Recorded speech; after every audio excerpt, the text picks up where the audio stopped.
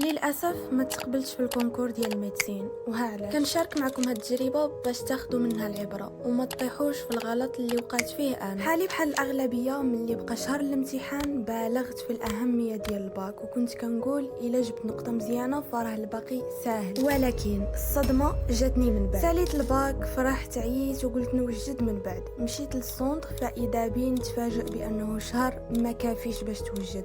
لقيت راسي حرفيا غارقه، ما حيلتي الماط ما حيلتي الفيزيك، وبلا ما نهضروا على الاس في تي حيت كنت سيونس بيسي. الكونكور كيتطلب تحضير من دابا، ماشي حتى تخرج النتيجه. ولكن كيفاش غادي دير ليها؟ الحل هو انك تدمج بين التحضير للباك والتحضير للكونكور. وحتى الا كنت ديجا خديت الباك وبغيت تولي تفوت المره الثانيه فباقي ما مشاش الحال. خاصك غير شي واحد اللي يواكب معاك بحال الاستاذ ياسين ويعطيك التقنيات اللي غيختصروا عليك الوقت نهار الكونكور باش تتمكن وتجاوب على اكبر عدد من الاسئله في داك الوقت الوجيز. ولكن اللي خاصكم تعرفوا ان المقاعد محدوده في هذا العرض والتسجيل ديجا بدا، فاذا كنتم مهتمين وما بغيتوش تضيعوا على راسكم هذه الفرصه هذه غادي نخلي لكم الرقم ديال الاستاذ وتواصلوا معاه.